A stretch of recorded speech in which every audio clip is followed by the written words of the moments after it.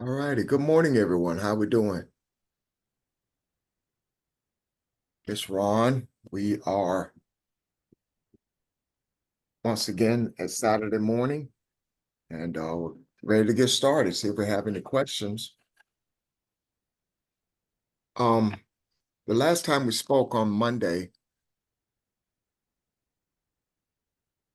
what we discussed is we were looking at indigenous people, and it started off looking at the U.S. Constitution and the treaty or the Confederacy is what it was called, that the Six Nations that came together from indigenous nations, the Iroquois is what the name they went under, uh, Confederacy, and how that government sort of took care of all the people with it being a true democracy and meeting all the needs of people. And we kind of focus on something called the clan mothers, because the clan mothers really was the the center of the community.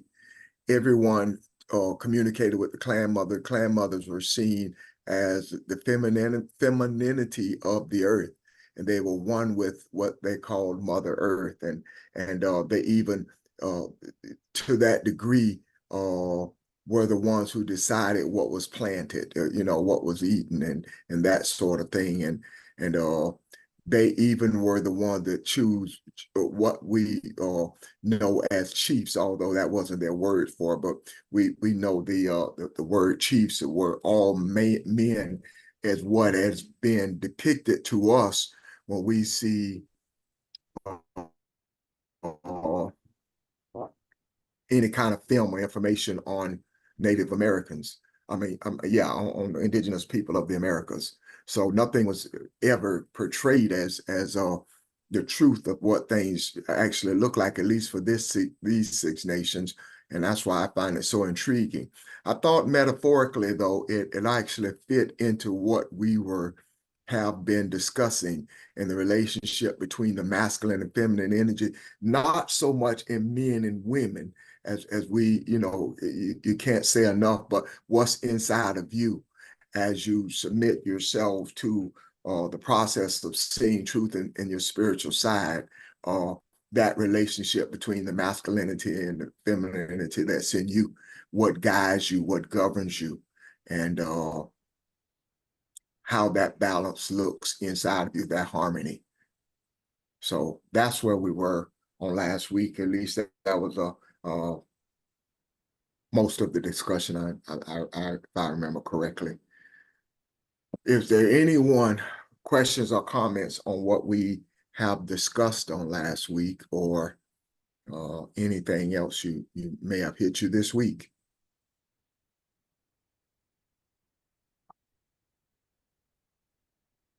Anybody? I don't have anything for last week, Ron, but I got a question. It's sort of a concern with lady. Uh, I've heard before, and maybe Reverend Richard can help me with this. He might help me before about conjuring up the dead. Mm-hmm. Uh, I had this lady that her husband passed away, and she goes into the room all the time, and she sits there every time she have to go to the doctor. She go in there because she said he always would encourage her when she would get ready to go to the doctor or going for blood work. And she has a tendency of doing this often, and my spirit has been troubled with it. And so, what is actually conjuring up the dead?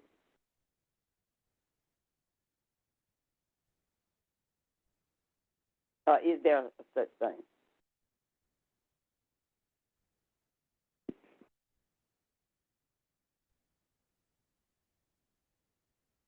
Pastor, can you help us with that? um, Function of the dead. There is an understanding. Well, let me start what you're familiar with. What you're familiar with is Christianity.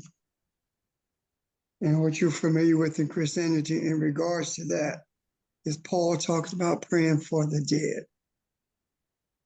But at the same time, you're also familiar with in Christianity that it is demonic to conjure up the dead or to pray for the dead. Those two things are opposites of each other. Now, what does that mean in regards to Kemetic spirituality or Kushite spirituality, African, the spirituality of Kabbalah? What does that mean? That means that you are communing with the ancestors.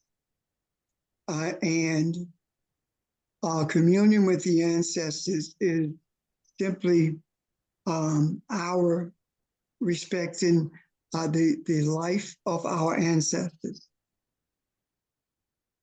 The idea of ancestors comes from our spiritual understandings from thousands of years ago. The only time the ancestors were considered demonic is when Christianity said they were, when Europeans declared them to be this belief to be demonic. We have always communed with our ancestors. And it is usually done by us talking about having an apparition or us seeing someone like a parent in our room. The idea of someone being present, who we are familiar with. It is my contention based on experience that the reason you see these apparitions is because the ancestors are very much aware that the messages that they bring to us are considered demonic. Our seeking them is considered demonic. So they come to us. The lady of whom you speak could very well be communicating with her husband. Why do I say that? Because for me to say that she cannot be doing it because he's dead means that he doesn't exist anymore. We know through whether it's Christianity or any other religion that when you exit this body, you are still living, because this body is not what keeps you alive. You are what keeps the body alive. And because you are still living, because your life is intact, you are able to have influence in this material world. And because of that, I don't think that we should be truly bothered by this.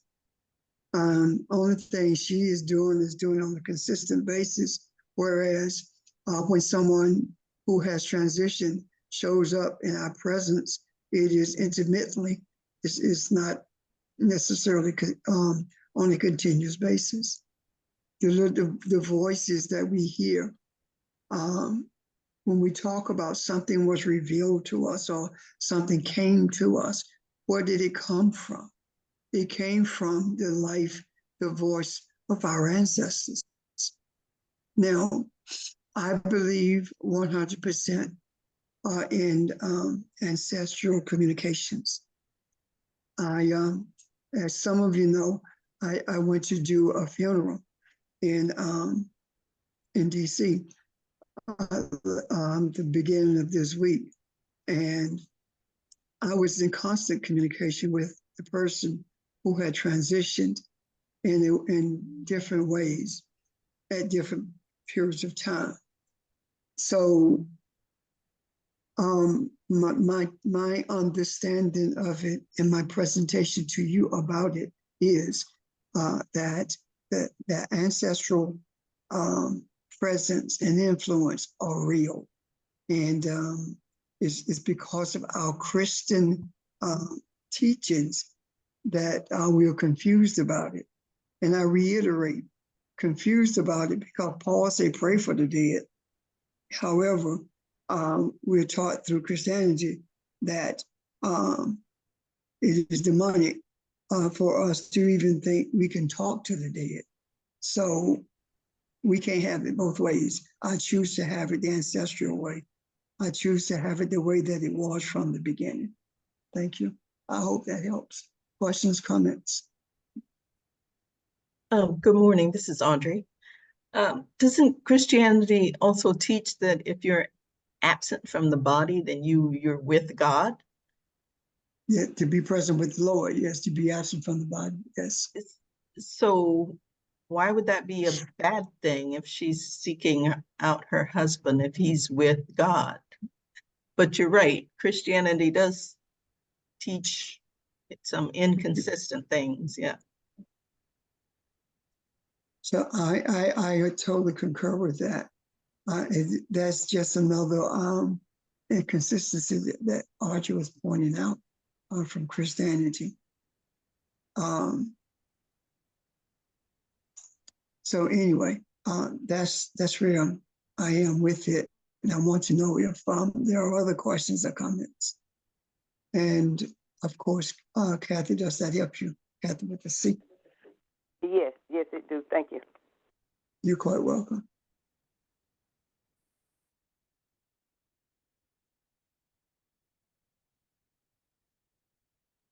Hey everyone. Yeah, I just wanted to add, I think, just to make the distinction between that, I believe, and what I'm sure we've all heard of in terms of things like seances or other things like that. There's a big sort of distinction between desiring to be, say, in the presence of or to seek the wisdom of our ancestors or perhaps, for lack of a better term, higher spiritual things that exist in other realms we are not usually aware of, versus the, again, perhaps for lack of a better term, lower seeking that is usually common in practices like seances, etc. So those things can have effects, but generally when they are used, they're used by, let's say, less aware people and sort of less highly seeking intentions. And they generally are far less effective in making any sort of real connection, spiritual sense, with the sort of other realms and sources of wisdom that we have the ability to connect to. Generally, those things are more sort of a, shall we say, an egotistical show, either for yourself or for whoever's involved. And because of that, that is the quality of the, let's say, the frequency or the vibration they reach out to. So most likely, no, you are not contacting your grandmother if you use like a Ouija board or something. Though you may contact something if the intentions and the sort of agreed upon mindset of the people who are doing it allow for that. But when we talk about sort of receiving wisdom from the ancestors, etc., that is a, again, for lack of a better term, perhaps a much higher manifestation of a similar thing. Thank you. Sorry about that. I lost you guys momentarily. I had to log back in. And I missed stuff. One thing she said that I thought was Boy, you're breaking up, man. interesting, and you got the hope you addressed this already. I tell you what, go Boy, ahead you're with your breaking up. discussion. Okay, I'll get off. Well, just try turning off your video. That might help.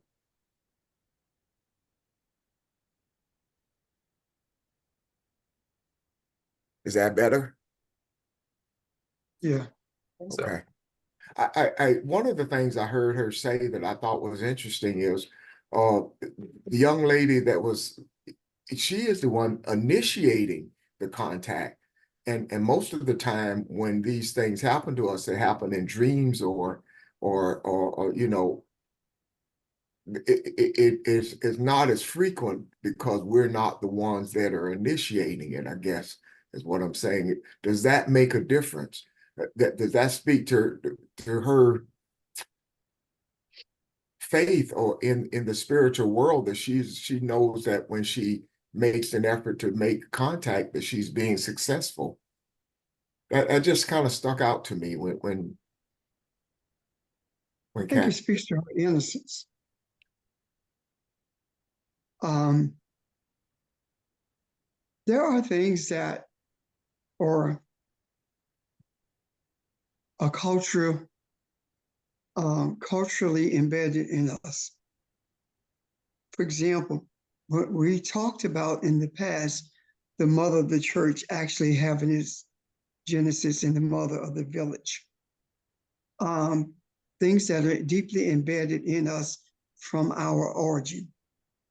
And I do believe that that's one of the things that's embedded in us from our origin. The difference is, in spite of what Christianity has taught or is teaching, she feels comfortable making those efforts to communicate with her husband, or the essence of her husband. And she is not necessarily aware of the whole ancestral understanding of what she's doing. But just because you're not aware of something in your mind, it doesn't mean that your soul is unaware of. As in the mother of the church instance, the level of respect that the African community paid to femininity in the in the past as different than what it is now. So I do believe that she is able to communicate with him without necessarily knowing the nuances of it.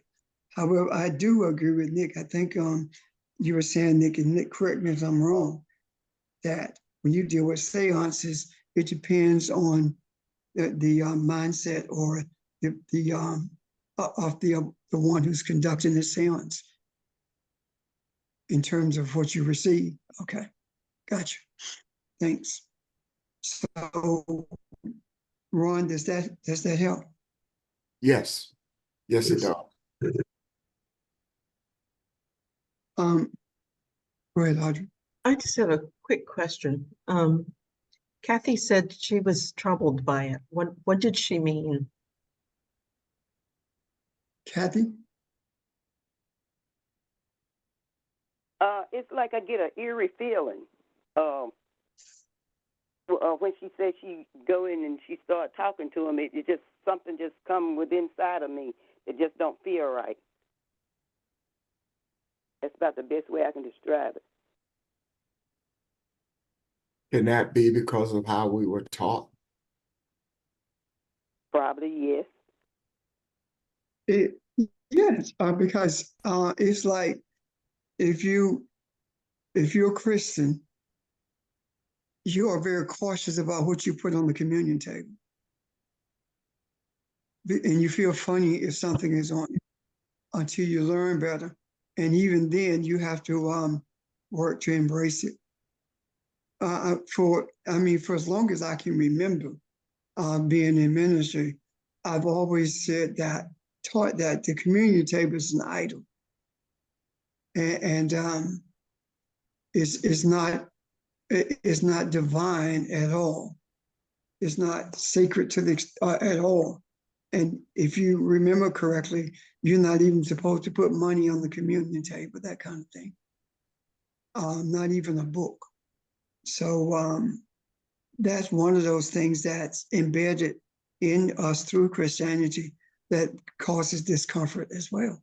So there are a plethora of things that we have been indoctrinated with that causes us discomfort when we express them.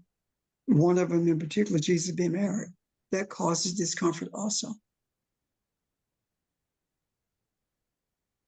And I'm sure that there are many other things out there that creates the same thing.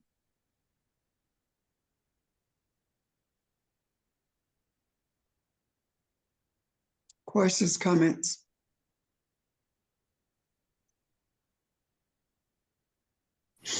I have a question. This is Diana. Um, this is a good topic. On these visits, I don't know if to call them visits or what. I used to have them a lot or back, but lately I'm having them more. Because with my family, my entire village is gone. All my aunts, uncles, parents, grandparents. So it's when I have these, it's more natural to me than me sitting here having a conversation with a coworker or one of my siblings. When I come into mine, it's like I just walk in, like I just there for the presence of them having their own conversation, and I'm like there witnessing it. So I'm not afraid. It's welcoming because I didn't try to like entice it or whatever. It's just when I concentrate on just being at peace, then I have one of these. And I think that also speaks to your comfort level with the I don't like this word visitations because it's not a visit. They're with us constantly with that point of awareness. I think you're more comfortable with that. I think it speaks more to that than anything else. And I'm sure that there are others who have been comforted by those who transitioned, parents, grandparents, etc. However, our ancestors are not limited to those who were biologically connected to us in the bodies. If that were the case, then we would have quite a bit of difficulty, or it may be not difficulty, I'm sorry for choice of words. We would not have an awareness of those cultural things that we brought with us from Macabeline, from Africa. We would have to find them through research rather than researching and seeing that they are related to what we are already involved in doing. And a great example of that is family. The family structure in the Western world it is so vague and loosely understood until it's hard to see its existence because of the limitations of it. A man, a woman, and children, that's a family structure. And when I grew up, family structure was different. We talk about extended family now. Well, when I grew up, and I'm sure some of you the same, there was no such thing as extended family. It was simply family. When I grew up, it was there were no stepchildren. There were simply children. All of these things, the stepchildren, the stepmother, the cousin who is extended family, all of these things are separated. They don't yield cohesiveness at all. There were in our the house that I grew up in, there were first cousins and second cousins, in some instances third. All of us grew up in the same house to the extent that most people who were not familiar with our family did not know who were sisters and brothers, because that's how closely we grew up. And that family structure, or family structure like that, has been in existence forever and a day. And it was solidified during the period of enslavement, because when a mother or a father was sold to another plantation, the people, primarily the females in the enslavement plantation, would take the children and rear the children as their home. So this whole idea of family and community are different. And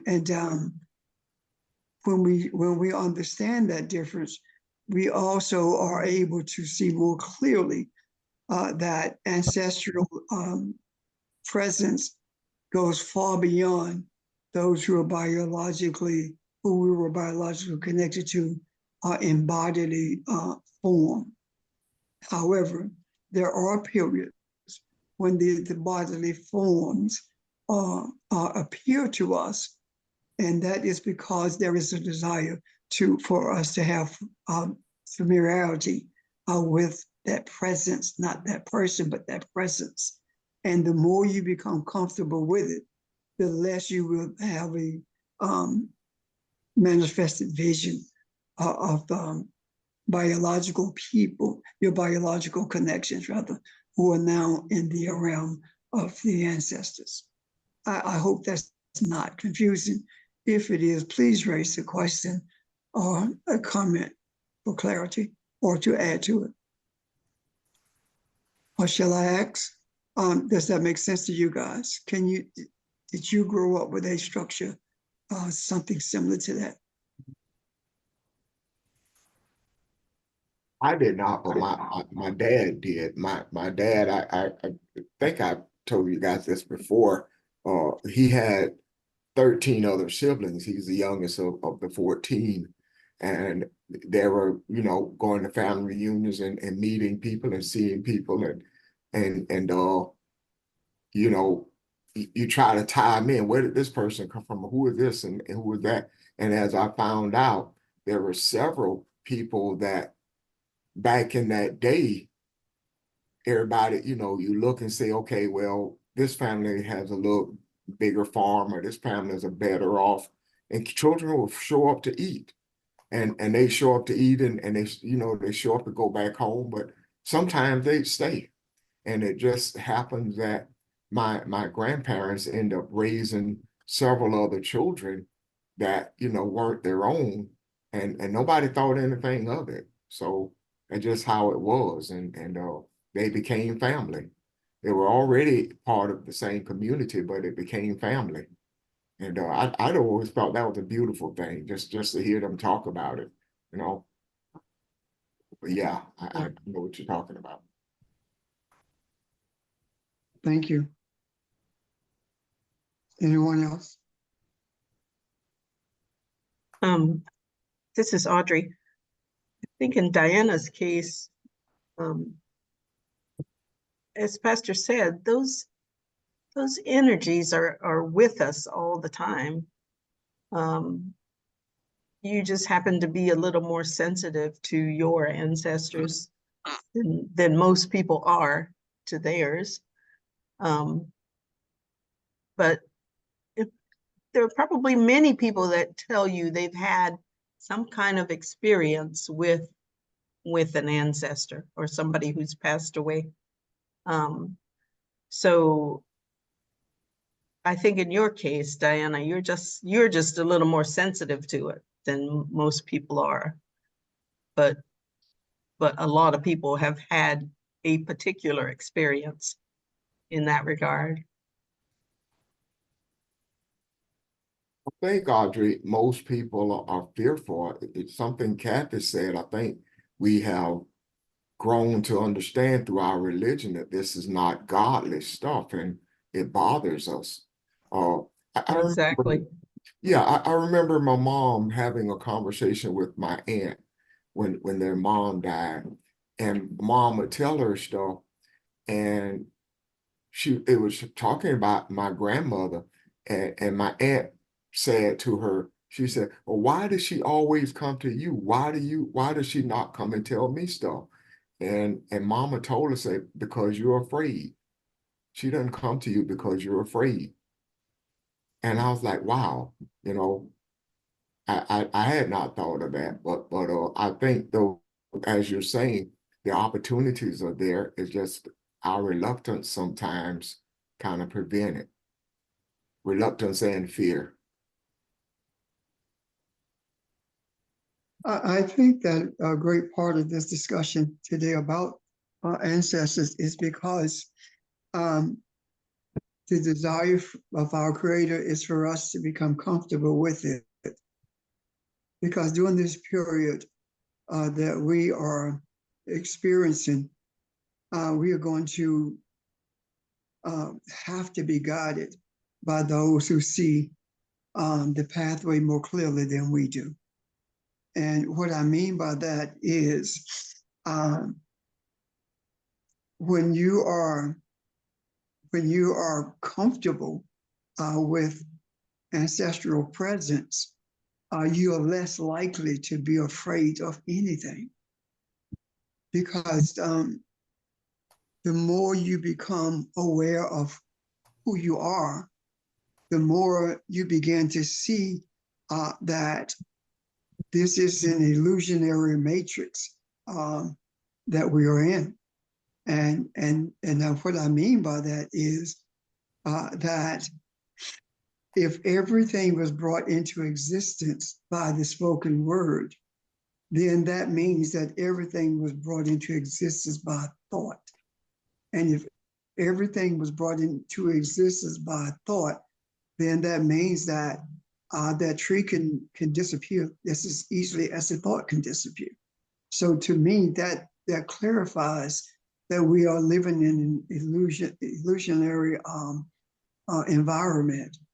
And the more we see that we are spirit and not body, the more we are able to navigate this realm of the spirit, as opposed to this matrix of materialism. So there's something else I would like to say about that in a few moments, but let's see where we are at this moment. Does that make sense to you guys? Yes, it does. Any Pastor, questions? I have a comment. Go ahead. This is Evelyn. A comment / question, question / comment. But anyway, it happens to children all the time that they get visitation. And I see why Jesus said that we have to come as children, as a little child, because of the innocence and the openness.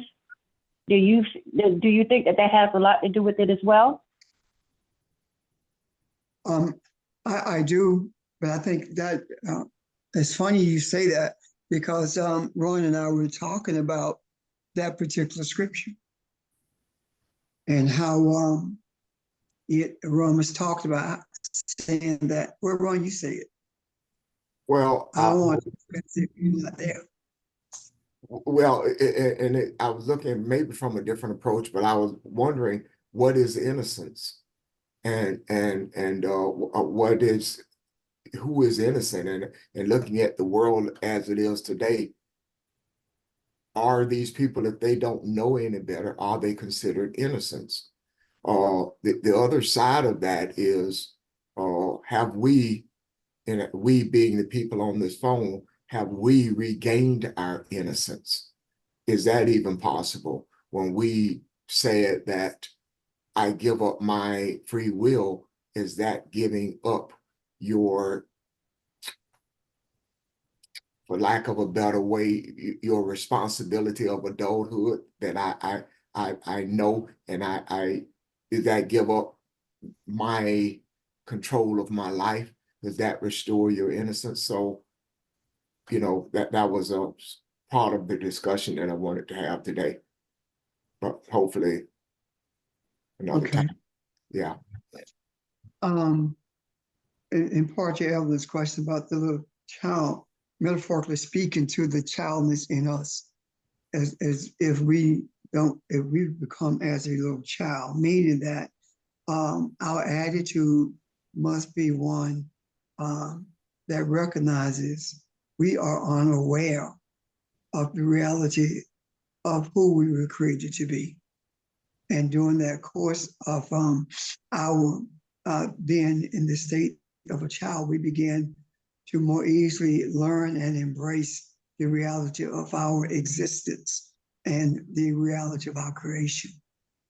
The whole concept of innocence, to me, when we talk about becoming as a child, means that we become innocent. This idea of searching for self is a state of innocence, meaning that you are you're not aware of who you are, and that is your state of innocence. You're not guilty of not knowing because you were taught a different belief system than the one of reality. So you're not guilty of anything. You're just unaware of everything. And that in itself speaks to innocence when in regards to our childhood and our search for ourselves. In a court of law, the whole concept of innocence is different in what we're talking about, in that innocence simply means that you did not do something. And that in itself is an understatement when it comes to spiritual innocence from the spiritual perspective. I hope that helps. Evelyn and others. Yes, sir, it resonates. Thank you. But you know, too, children don't ask, they don't look for anything. They just be, a lot of them. And I see what you're saying about that. Thank you. Yes, ma'am. Well, children are not intricately connected to this matrix of the material world when they are younger. We are the ones who introduce them to that. We are the ones who intertwine them with this material world, to the extent that they began to push away from them the visionary divisions that they have when they are young and unaware, innocent of what this world is offering, innocent of the material, enslavement, or the material traps of this world.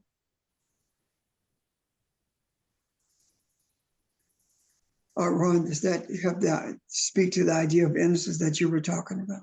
Yes, sir. It does. Okay. When Anyone else? I'm sorry, go ahead, Nick. Go ahead. Yeah, Go ahead. yeah, I wanted to add to that. Totally agree, and especially the part about it is we who teach children to essentially ignore reality by imposing our own, let's say, framework for understanding what reality is onto them. So when we are children, we can see, I mean that literally and metaphorically, much more than we do now. We don't necessarily understand what we see, but it is through a process of learning what to focus on based on how we are taught that we begin to filter out of our awareness those things that we learn are not important to focus on. So when children say they have imaginary friends, etc., they may actually be seeing something, as a simple example. But as they learn to, they learn the belief that they are not seeing something that either needs to be paid attention to, or they learned the belief that what they are seeing is not an actual presence or component of reality, then their ability or our ability to see those things or be aware of those things fades over time. So we teach ourselves to ignore what it is we don't believe is important. And in so doing, I believe that is where we, in a sense, lose our innocence, because we shut out those things that we don't think we need based on our incorrect and egotistical way of interfacing with reality. And that's part of a natural process. If you need to learn how to operate in the physical, you have to focus on it. And in focusing on it, you will lose some of your awareness of the spiritual.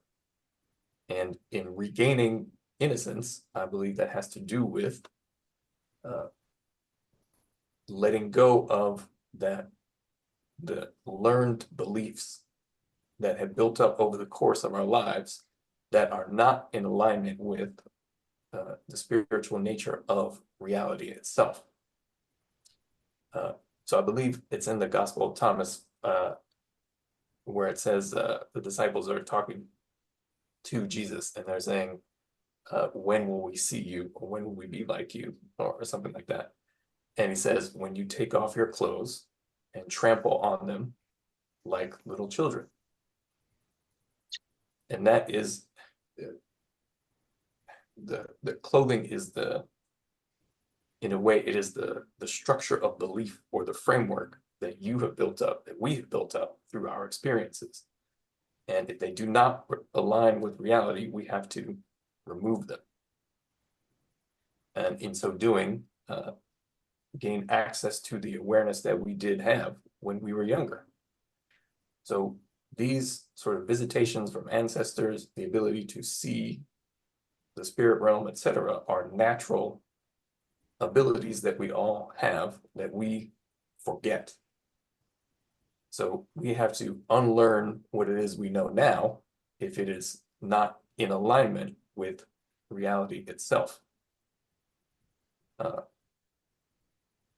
And that is my understanding of what it means to regain your innocence, or to become as a child again. Simply don't, well, simply remember what truly is, as opposed to live in our own understanding of what is, as that understanding has been disconnected from reality itself. Thank you. I agree with that 100%. That makes a lot of sense, yes. If I may tie into that, what you and Pastor have said, Nick, the 42 laws of Mayat. When you study the 42 laws of Mayat, it talks about looking at things from a child's perspective. I learned this to age 2, I learned this to age this, and this to age that, and on up to adulthood. So this is in you, this is who you are, and it keeps you on that quote unquote innocent mindset, and those become your values. But as we approach the 42 laws of Mayat and understand them, it is a submission process similar to that as a child. You, as you stated, you give up those things that you thought were valuable to you. So all of these things that as you mentioned, the clothes, all these things that were valuable to us at one time, you discard because you see something else that although you may not have full understanding of it, you trust it because it resonates with you and you take the journey. Just like a little child does not know from one day to the next. nor does it worry about how will I eat. I trust that I will eat. Trust that I will be clothed. I trust that all the things that I need will be there. And I am vulnerable to that I give myself up to it totally. So the submission process of getting to this point has been one that we have become, going back to the beginning, is becoming childlike, where I give up my value system and I trust that what I am gaining is more valuable to me than anything that I've ever possessed. So that innocence is real, and it does include the spirituality that we're discussing as being one with the ancestors, being one with everything that is truth. But I just thought it ties beautifully what you guys were saying with the 42 laws of Mayat and how that's kind of outlined to us. In reference to the 42 principles of laws of Mayat, I believe that as they were intended to be a part of you, intended for you to recognize that they are you. I do believe that the more you are inclined to embrace spirituality over religion, the more you become aware that you're in your DNA are these principles of Mayat, and you live them every day. The more you become aware of who you are spiritually. I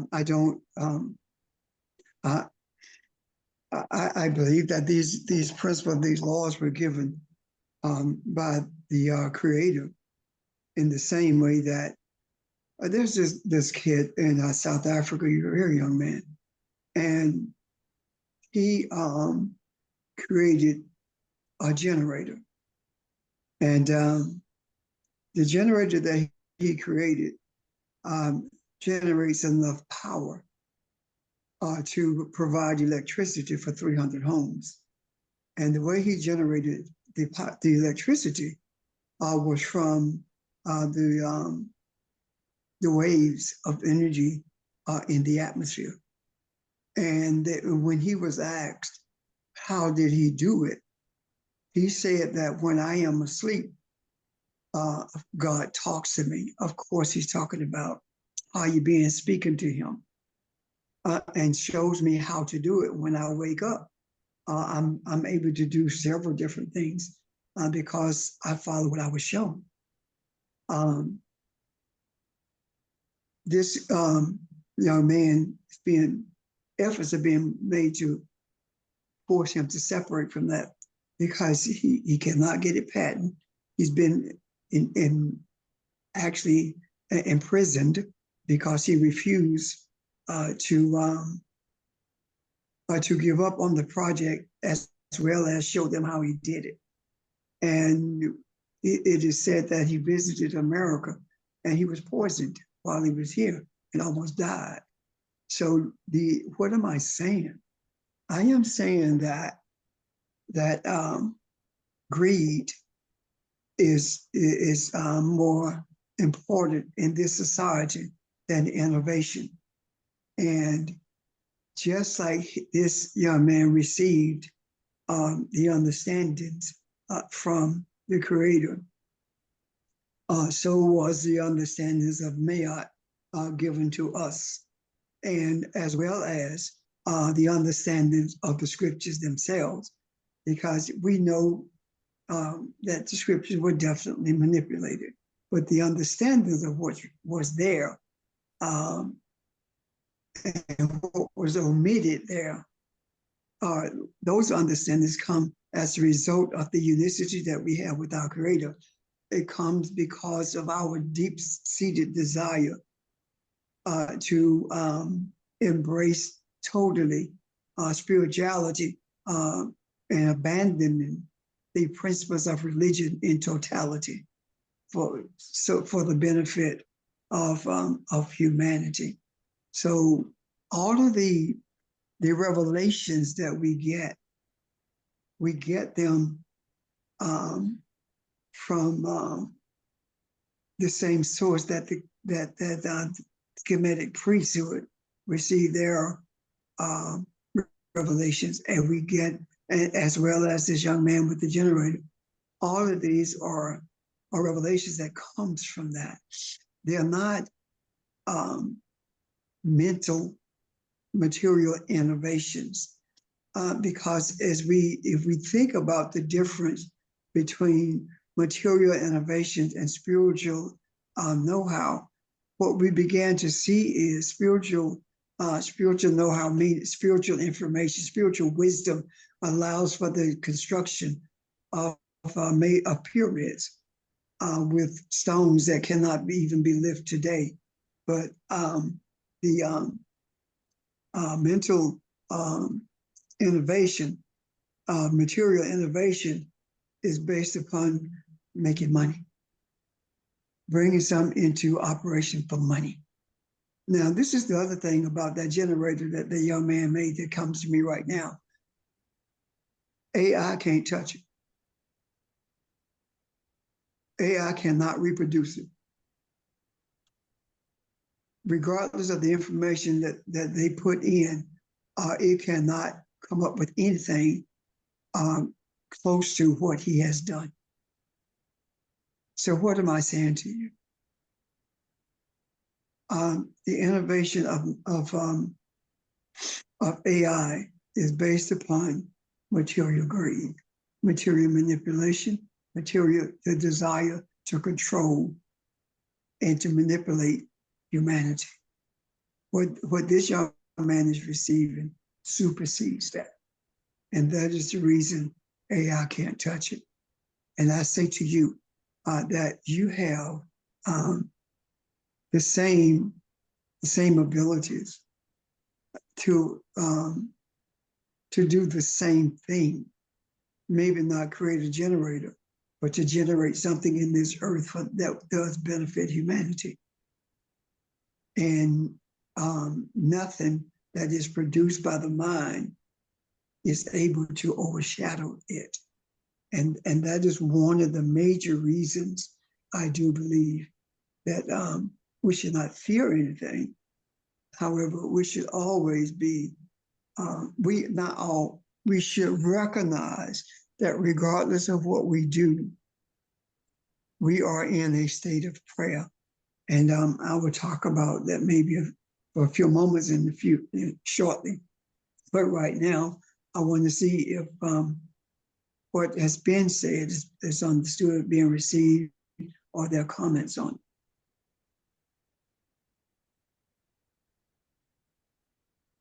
It was Evelyn's question. Evelyn, are you okay?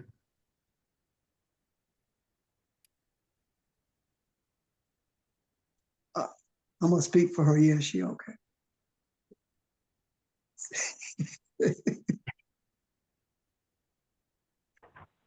Oh boy. Did she drop?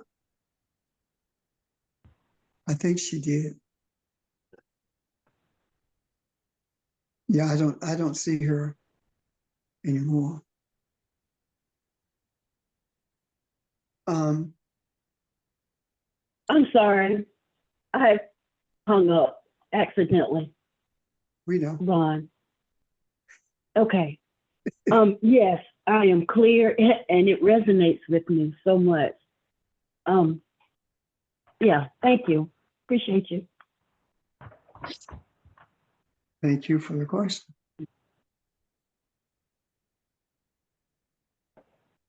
Good morning, Ron.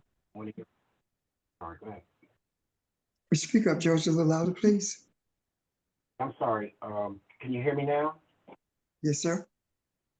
Hey, no, I just wanted to just briefly respond to what Evelyn mentioned, or when we were talking about the innocence of a child and relating to the scripture. When we think about how we learn, and even as a child, I think at first that it's through our perception, it's through what we see. And so if children learn first by what they see.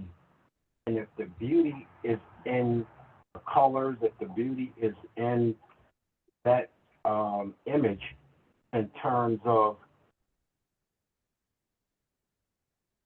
the awesome reception of what the images that they see in colors, I think that when we go back and look at the hieroglyphics, or we go back and look at our ancestors, or we look at the colors, and what is resonating with me is when I begin to read, or I begin to look at the pictures of our ancestors in terms of just the beauty of colors, I see how that might resonate a little bit with children in terms of them being able to, have that aura to know that it's a beautiful thing that they're experiencing, or something that resonates with them through their learning.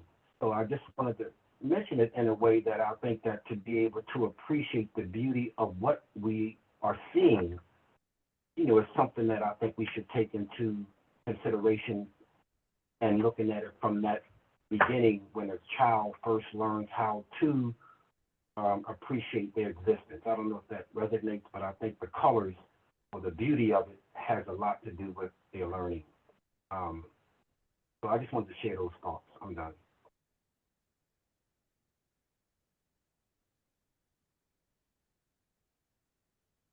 Thank you, George. Thank you.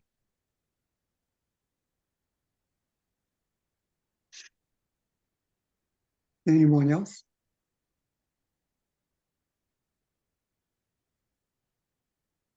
I'm going to say this. When we talk about prayer, we're talking about meditation. But what is meditation?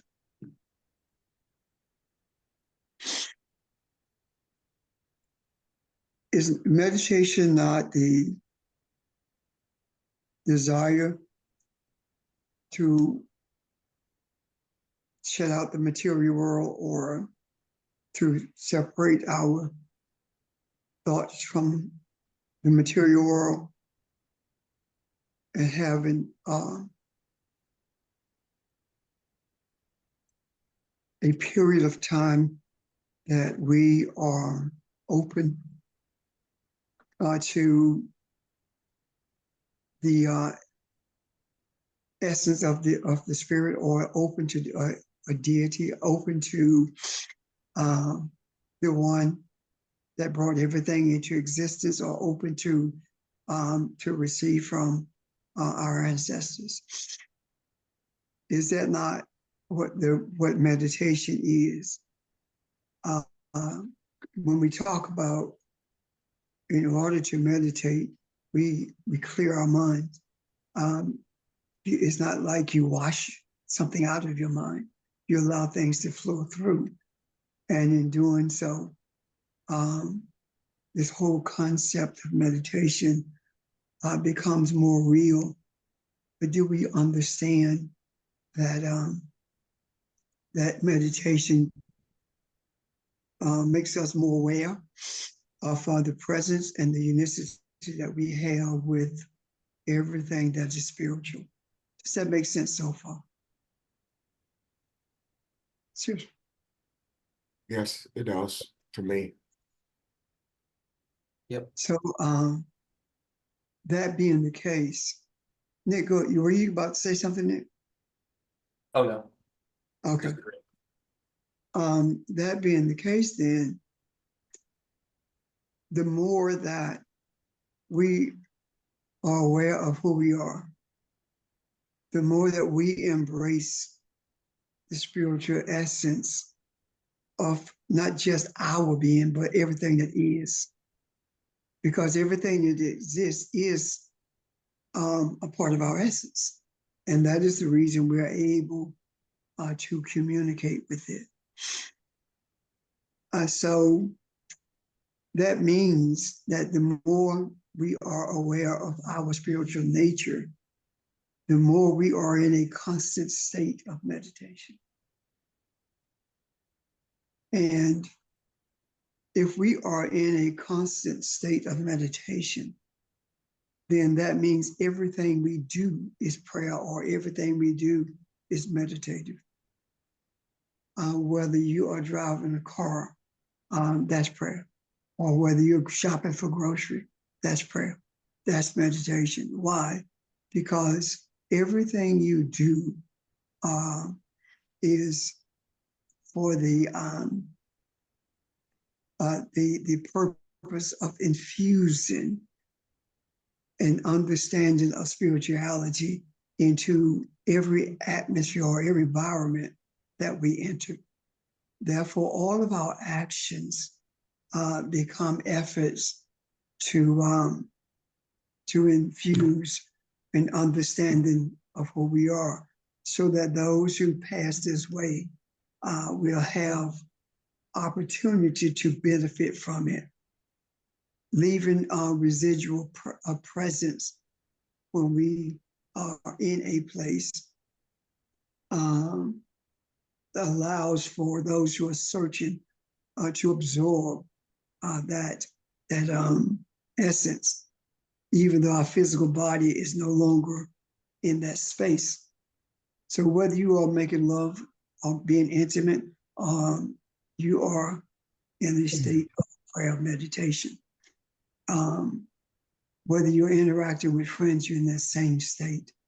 And a lot of confusion comes when we're interacting with people who are not functioning at the frequency of desire to understand the spiritual essence of humanity. That can create confusion. That also means that we're not vibrating at the same frequency. And if we're not vibrating at the same frequency, then our purposes are not necessarily the same when we're interacting with people. And that's one of the reasons that we have people with whom we were close, and now that we are beginning to see clearly who we are, it's almost like a distance has been created there.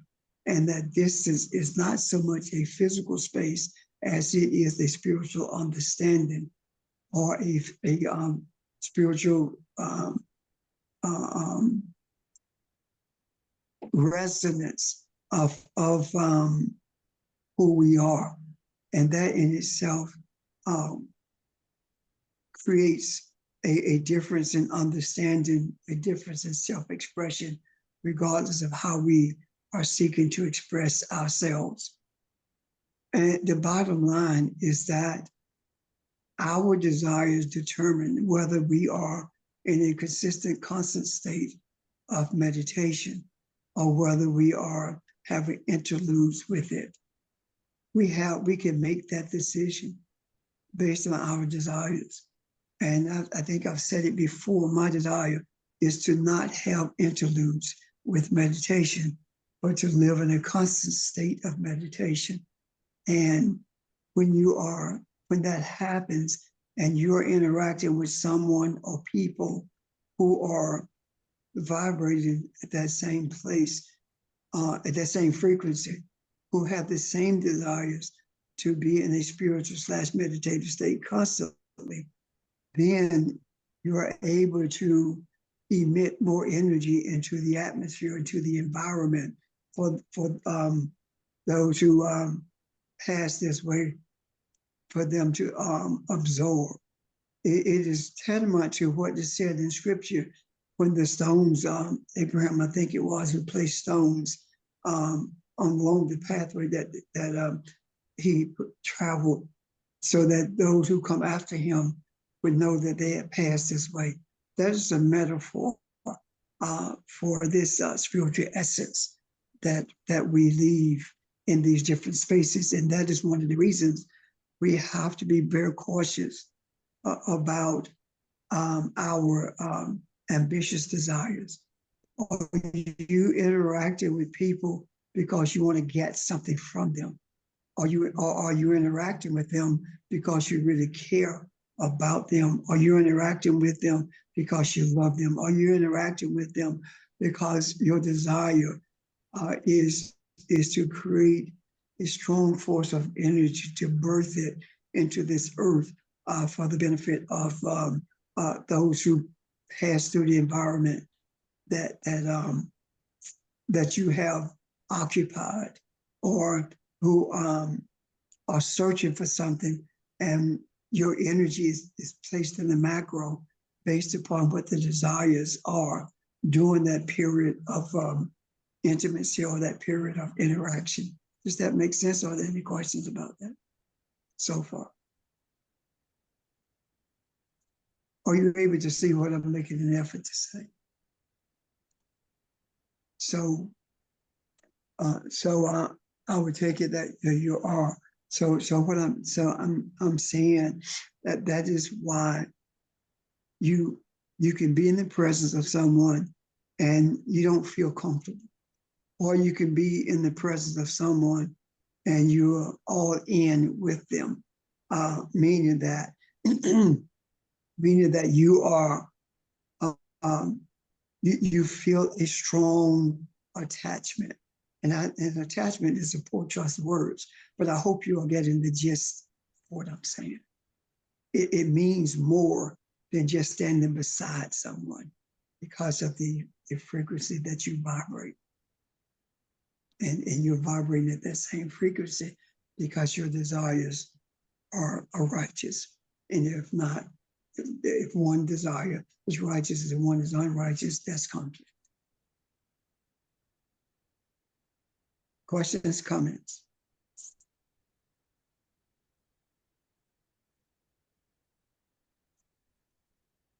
Yeah, I wanted to add to that. I think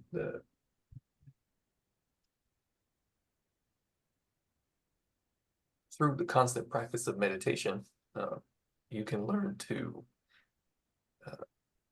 quiet all the noise that is filtering out the vibration and frequency that is attempting to get to us at all times.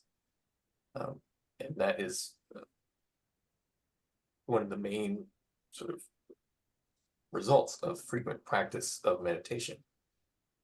Not just when you're, sitting cross-legged somewhere, but also throughout all of your day and at all points where you are aware.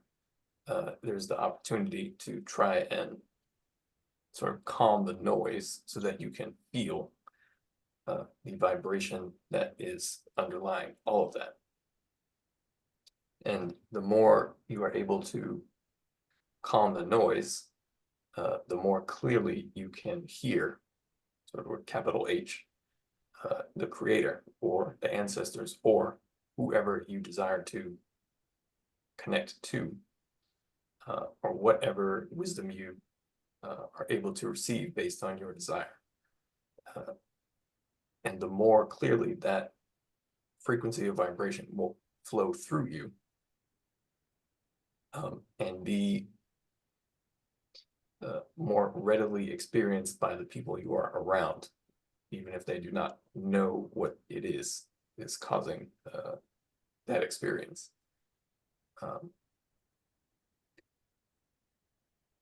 Thank you. Thank you. The vibration of masculinity and femininity always birth something. And if it's on the same page, same vibrating at the same energy level, then you may never know what you birth, but you always are birthing something for the benefit of humanity if you are vibrating for the express purpose of understanding and embracing who you are. This whole idea of deriving pleasure from friendships, deriving pleasure from things, deriving pleasure from intimacy, all of these determine what the outcome is going to be from those relationships with people or things. And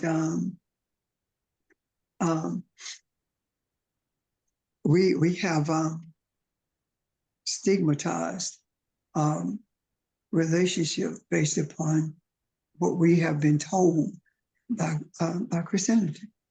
You can't be with the friends that you were with if you're a Christian and they are not Christians. You can't be intimate in terms of a relationship with someone if they are in the quote unquote world and you are not. The whole idea of being unequally yoked thing has been taken totally out of context. But then it was intended to be taken out of context, I suppose. This idea of being unequally yoked speaks to more to religion and spirituality. There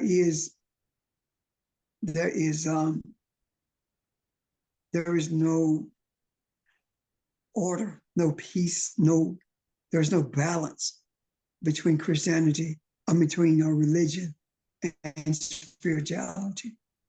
Because religion in itself is not balanced at all. And spirituality is balance itself. And that is one of the reasons I say that we are balanced. And we are balanced simply because of our desires to see humanity function as balanced entities in this earth consciousness, this place where we put on the garment of thought, word, and action. We are not only the balance, but we are the seed as well as the planter of the seed, the nurturer of the seed, and the harvester of the seeds of the balance that we are. So all of these things in regards to prayer or meditation, in regards to intimacy, all of these play a major role in how we relate to each other. Maybe one day, not today maybe, but at some point, we will talk about why sexual intercourse has been so demonized when it is one of the most powerful forces on the face of the earth. Questions, comments?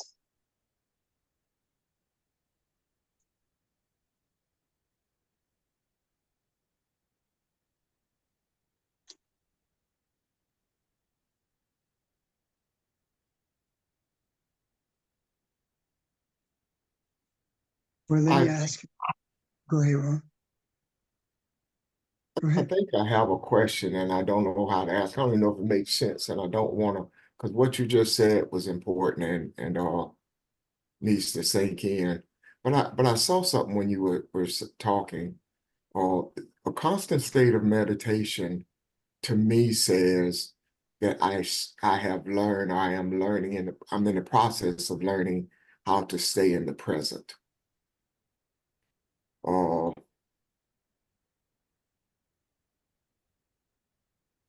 Does that make sense? And my mind doesn't wander to things in the past. I don't try to hold on to those.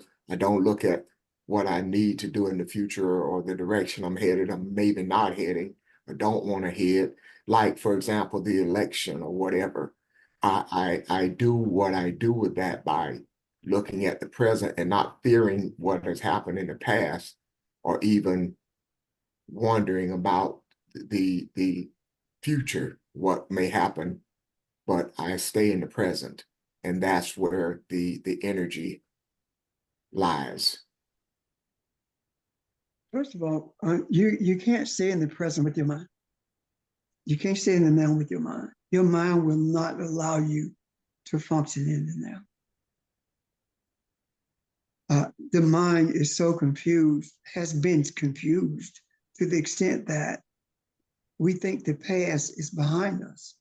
When in actuality or reality, the past is in front of us. The future's behind us because it hasn't happened yet. And the past is in front of us because it's already gone. That's how our mind sees this thing. Now, when we speak of being in the now, the only way that we can live in the now is to recognize the spiritual entity that we are and hold on to that. And when we hold on to that, we readily see what causes people to fear. And what causes people to fear is the mindset, fearing what's going to come upon me. When you are spiritually balanced, then you don't fear because the now, within the realm of the spirit, everything is now. There are no changes. Love is what it is, love. Potentiality feels spirituality. The experience of spirituality is potentiality. And our minds does not know how to process potentiality outside of expressions that we have learned in this material world.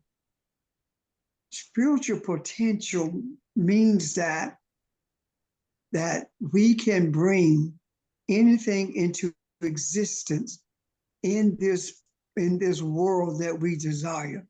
For example, there has always been a potential to bring to the surface all of the evilness, all of the racism that's in this earth. That potential has always been there. The desire of our being, we, the spirit entity, has desired and spoken for this to be exposed within the confines of this space that we call time. And as a result of that, that potentiality has become visually apparent, has been manifested in a way that all are able to experience it through the physicality, not only of these bodies, but the physicality of the world itself. And when the fear comes in, that means that we have pushed aside or become blind to the spiritual essence of who we are, but also the spiritual origin of our being. And now we're simply seeing that manifested materialistic, the manifestation of materialistic substance when it really does not exist. It is an illusion, just like everything else is an illusion. Am I confused you, or do you understand what I'm saying? Am I making sense, guys?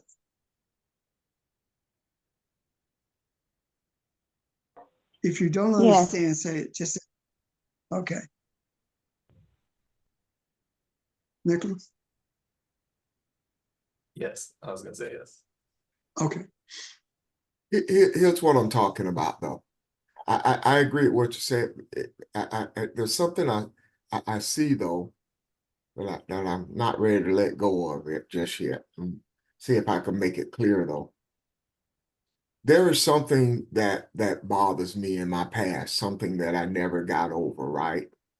And when I think about it, it brings about an anxiety. It might be fear, it may be something else, it may be anger. And one day you say, you know what? I need to deal with this. And you go back to that place and you get it. You deal with it, though, in the present. If you keep it in the past, it becomes a fear. You become a victim, you stay a victim, but you bring it to the present. And that's where you are. That is the new you. That is the strength of you. That is the spiritual part of you that you deal with that thing. No matter if it's something that's futuristic, I see it and it's like, okay, this is not going to bother me anymore. I bring it back to my present state of who I am and the part of me now that has the ability to resonate with everything and be one with the universe, not that part of me that has always found comfort in my fear or my anxiety. So,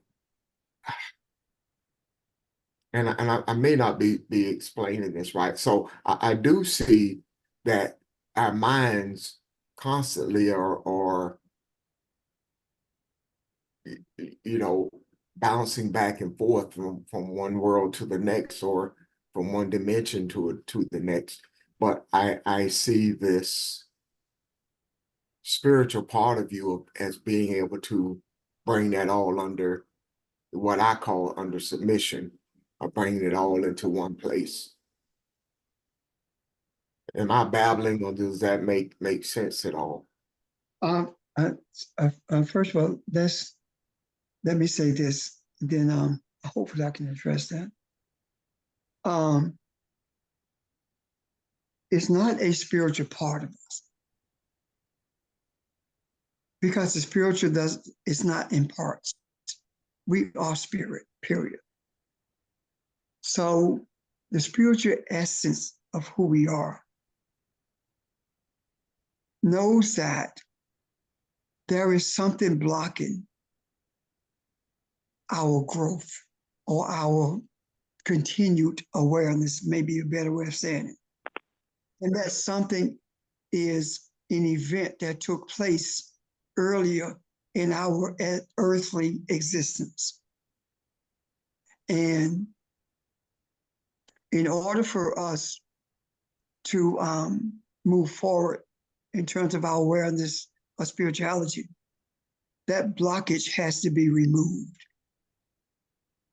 And the way that blockage is removed is by us addressing it. What does that mean? It means that you are able to look at that period of time when that event took place and come to the conclusion that it was not reality. It was something that you embraced as reality, and it does not exist. And the energy that you have given to it when you embrace it as reality is transformed into a positive, a type of energy rather, that brings you awareness of who you are. Therefore, that event does not bother you anymore. You can revisit the event and you do not have those experiences of anxiety, anger, hatred, or whatever those experiences were. Am I making sense so far, Ron? I agree with that, Pastor. That's kind of that. I didn't say it in those words, but that's what I'm saying. That's Okay. kind of the state of meditation is what brings that back to you, because it is you saying to yourself, I have the strength to deal with this now. These are the things that have been a part of me that have kept me from vibrating at the level I'm supposed to. I'm able to see this now clearly and deal with it. Right. Okay. But Yeah. let's take it a step further. You've heard me talk about processing people through things. Yes. During that period of processing, what actually is happening is I'm having them to recall that event through a mental state. And when I say to them, I want you to relive the event. And at that point, when they begin to relive the event, all of the emotions that are attached to it rises to the surface. And when I say to them, I want you to say, I forgive you. And they struggle with that. Why do they struggle with it? Because of the energy that they have given to it that made it their reality, a continued reality. But at the moment that they are genuinely able to say, I forgive you. And they are brought back to this state of what I call, for this moment, mental present. And they are not feeling that anxiety anymore. Now, what happens? Take them back to that space where it actually happened, and that anxiety is not there. Why is it not there? Because forgiveness is not the power or the energy that leaves it behind. It is the power, the energy that frees you from the energy of that experience. And in freeing you from the energy of that experience, that energy, the energy of that experience is transformed into the energy that allows you now to remove, that has allowed you rather to remove that thing that blocked you from the continued awareness of your spiritual essence. Does that make sense? Yeah. Ron? Yes. Now, okay, now, thank you. So what am I saying? I'm saying that not only are we able to do that for ourselves, not only are we obligated to do that for ourselves, we are also obligated to make it available to others. If they don't know how to do that, then it is incumbent upon us to help them. Does that make sense? Why is incumbent upon us? Because to whom much is given, much is required. Audrey? Did you have a comment? Okay. Pastor, I have a question. So Yes. don't we need to get delivered first or overcome our fears first before we can help someone else? Not necessarily. Sometimes helping someone else helps us to overcome our fears. You know how you help someone and you feel better about the things that were going on in your life? Yes, sir. That's the same principle. Mm.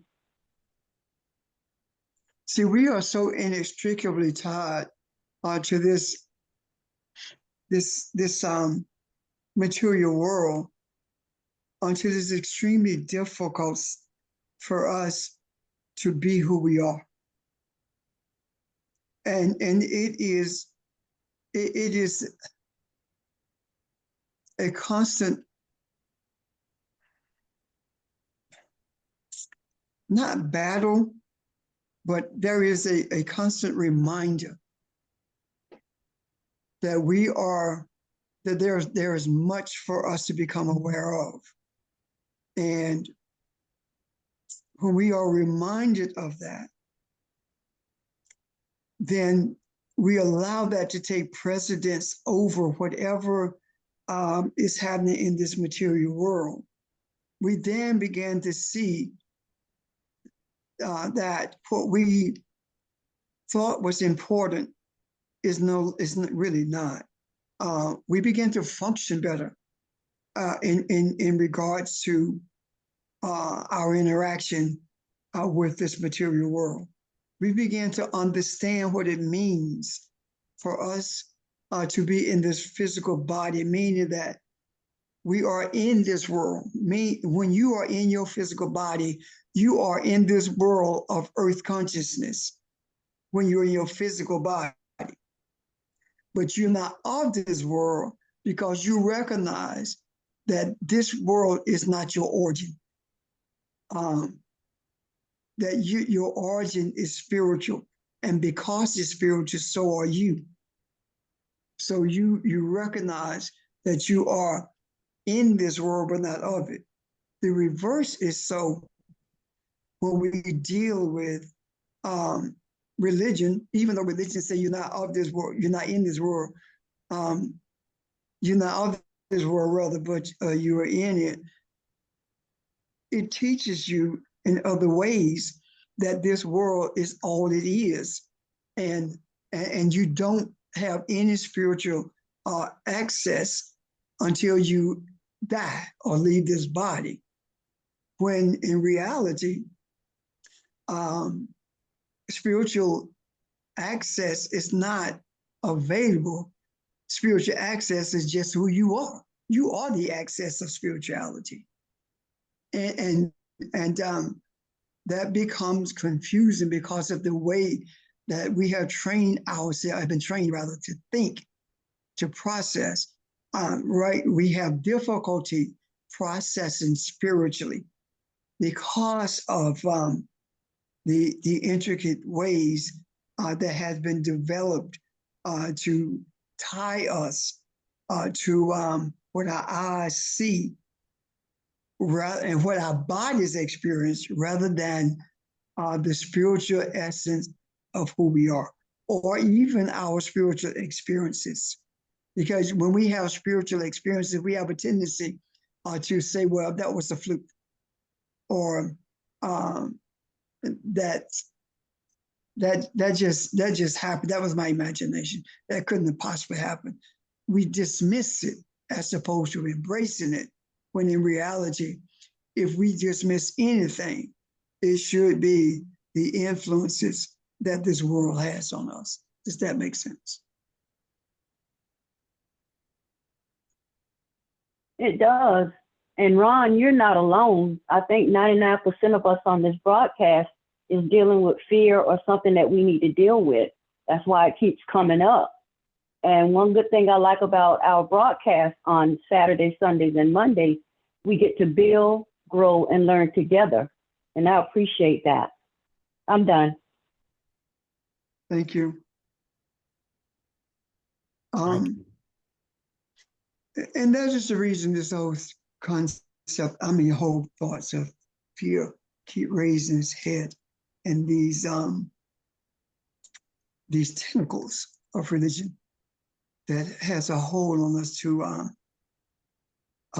to exacerbate our fears, are dealt with consistently.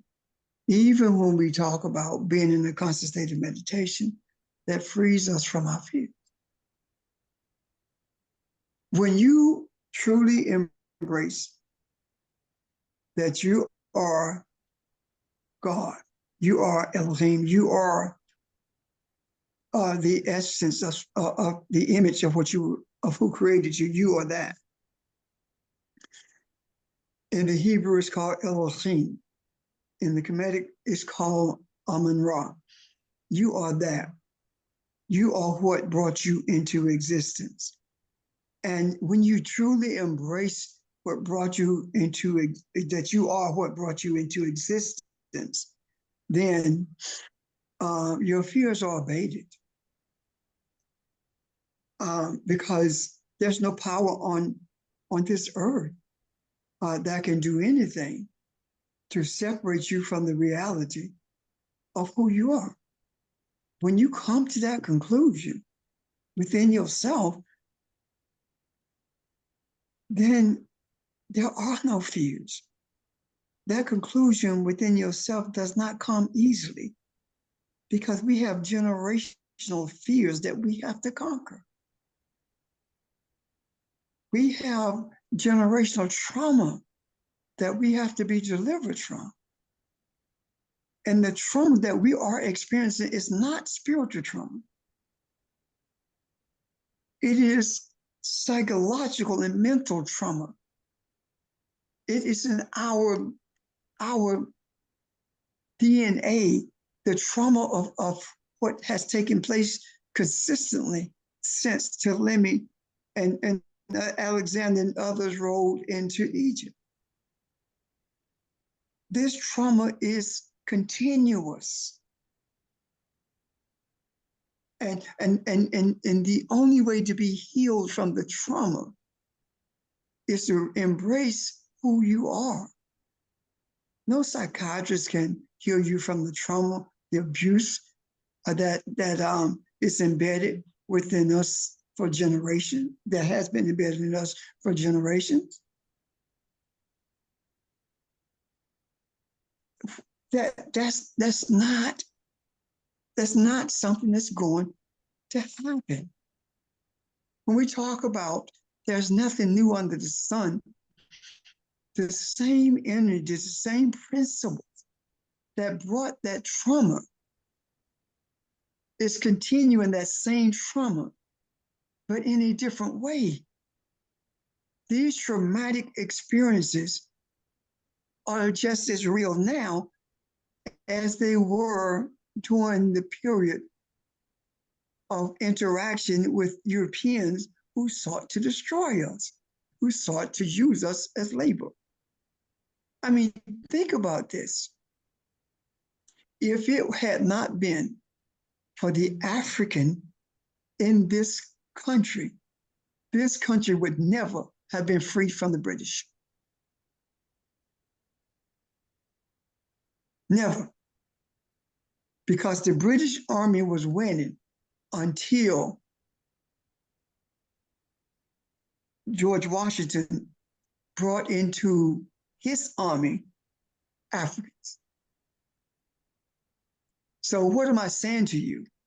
I'm saying to you that through all of the trauma that we have received at the hands of this nation, and when I say hands, I'm talking about the authority of this nation, I mean this country rather, all of that trauma, and we still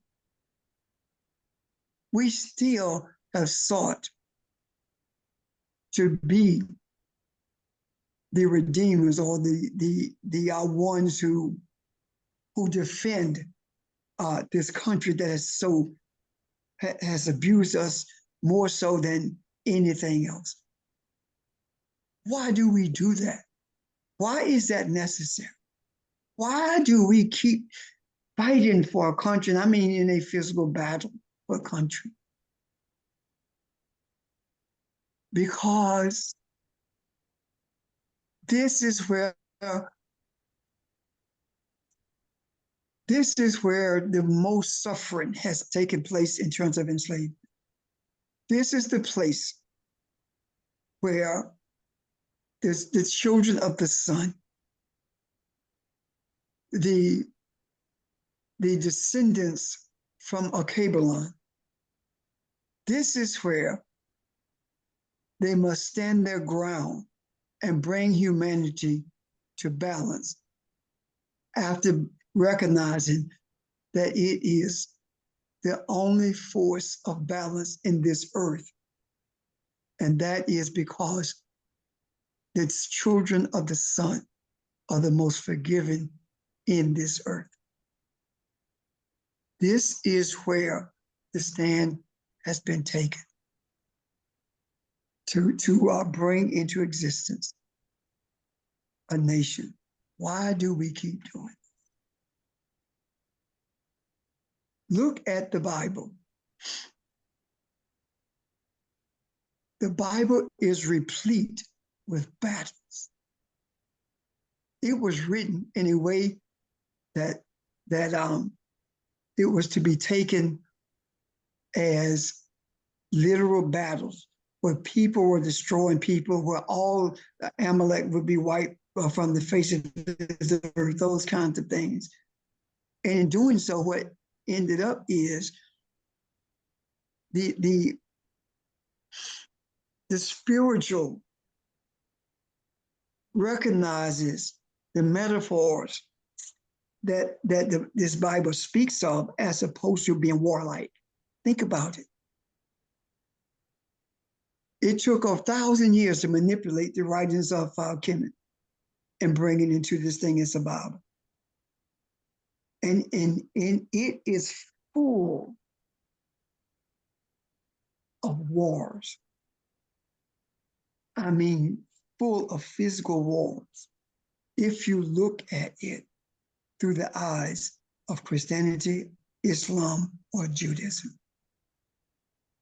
But intertwined in all of these writings are the spiritual metaphors that's needed to bring us to a place of understanding. Moses did not bring any slaves out of Egypt.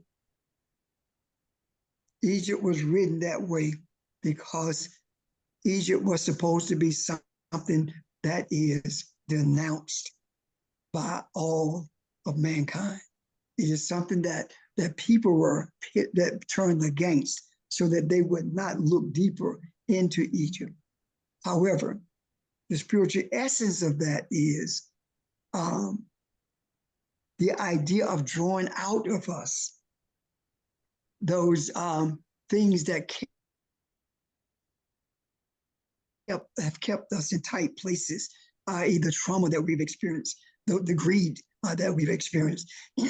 All of these metaphors are within the structure that was used against us, and that is the Bible itself. I'm done. I know I'm probably talking too much, but I'm done. Any questions or comments?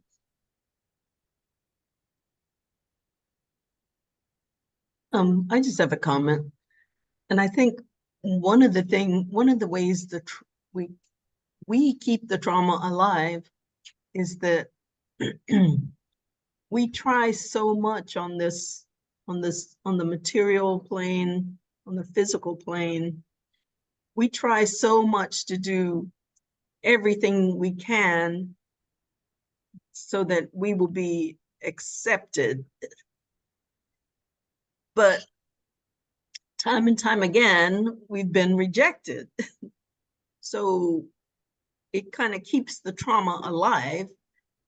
But if we could only get to a point where we realize that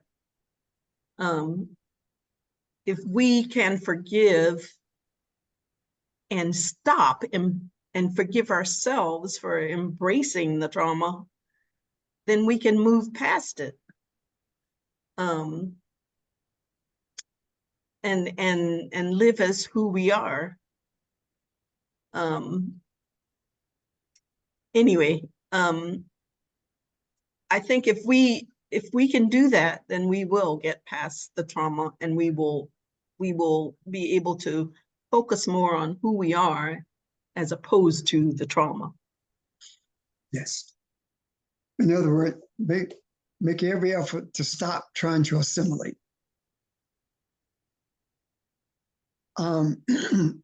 Nick, and then I'm going to say the last thing that I want to offer for today. Yeah, thank you. That was exactly what I was about to say. Stop trying to be accepted. Yeah. Because what essentially the European has impressed upon to the rest of the world, that in order to be accepted by them, you need to be like them, when being like them is the exact, it is not compatible with the core of what you know to be true about the nature of the self and reality. That is sort of more pronounced in the Europeans' approach.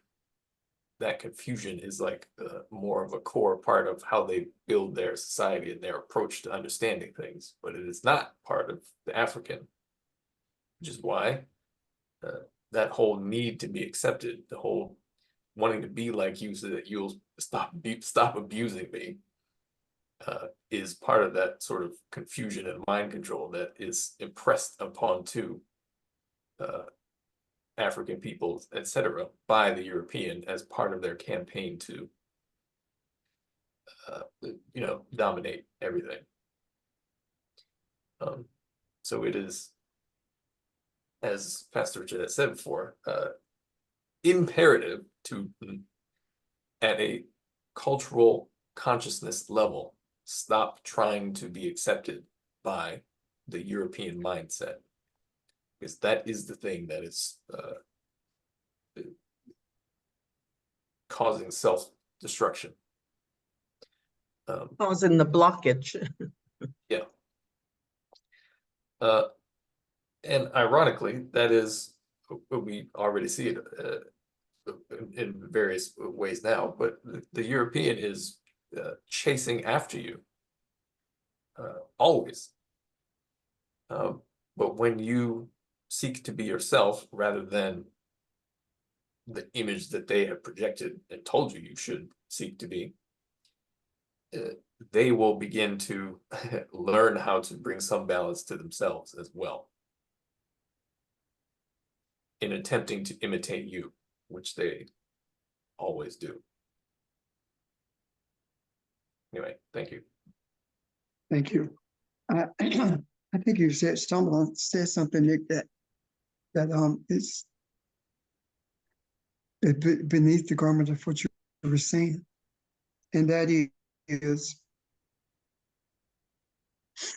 the only reason they are not, Europeans are not taking on our image is because we're too busy taking on theirs. And what I actually heard in that is this: nothing would change until we stop assimilating. Nothing would change. You cannot be balanced if you're seeking to assimilate. Any questions or comments about that before I make this statement? Well, and you're assimilating on a lower plane, so to speak, That's real. because it's all about materialism. It's not about spirituality. Yeah, without knowing it. But instinctively, you do know it, and that creates chaos. That creates Yes. Again. an unsolvable situation. And until that is let go of, yeah, their harmony can't return to the sense of self, individually or collectively. Now, in terms of the relationship between the mindset of the African and the European, there's all kinds of complications and different ways these things interconnect. But fundamentally, it is the African returning to Africanness that existed before the European imposed itself onto it and attempted to sort of divert its own sense of what that was or is. Thank you. Thank you. That's really a discussion within itself. What I want to say is this. I realized the reason that I had to go to DC and do that funeral.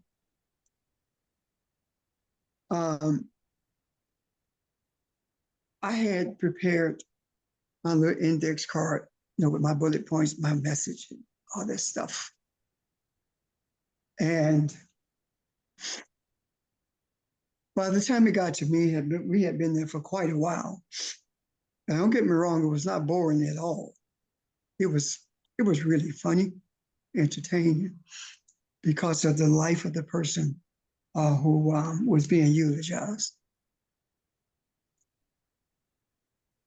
When I stood to do the message,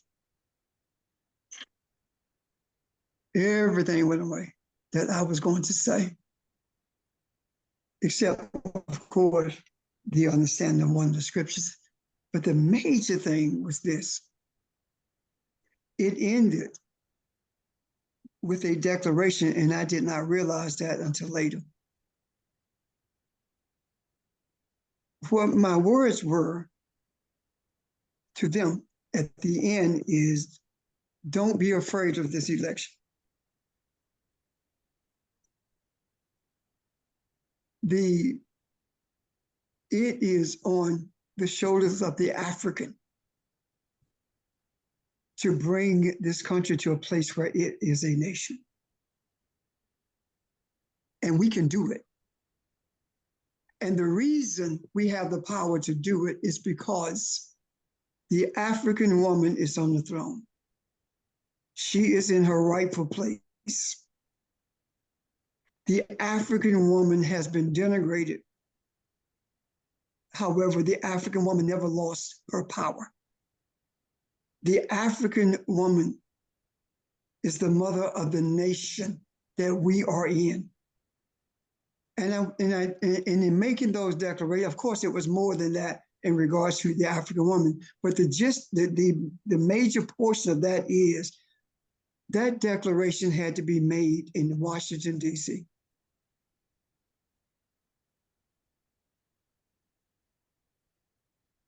it had to be made in Washington, D.C., because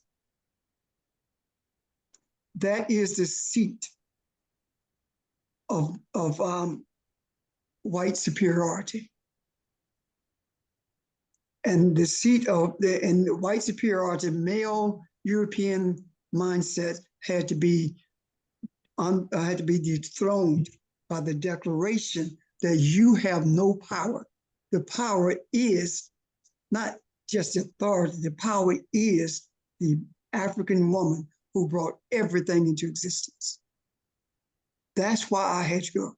I see that very clearly now. But I didn't even see it when those words were being uttered. But now I see it. Let's sit and watch and see how this comes to fruition. Let's see how the African feminine energy begins to permeate not only this atmosphere, this environment, but begins to remove the pillars from the towers that house European thought. I do believe that we are in a space that the world has not known since the beginning. The African woman is on the throne. She represents feminism at its best. Whether it's nurturing, teaching, it doesn't matter. Maleness is there, yes, but the reality of spirituality is, regardless of the language that you speak, spirit, whether you say Holy Spirit or just spirit, is always feminine. I'm done. And I'm sure that you can concur with that. If not, raise your questions and so I can help you clear it up. Ron? Thank you. This may be a good place to pause, guys, if nobody has any questions about that, what Pastor just said. I just hope it makes sense to everyone. That's all. Sounds to me, though, like something that may be worthy of a discussion at some point. So give it some thought, meditate on it, and we'll come back to it, as well as the previous conversation that Pastor and Nick and Audrey had. God, I forgot already, but I'll write it down so we can talk about it again, okay? How you gonna write it and you forgot? I'll go back and listen. Go back and listen today. But yeah, so much has been said in the last 10 minutes.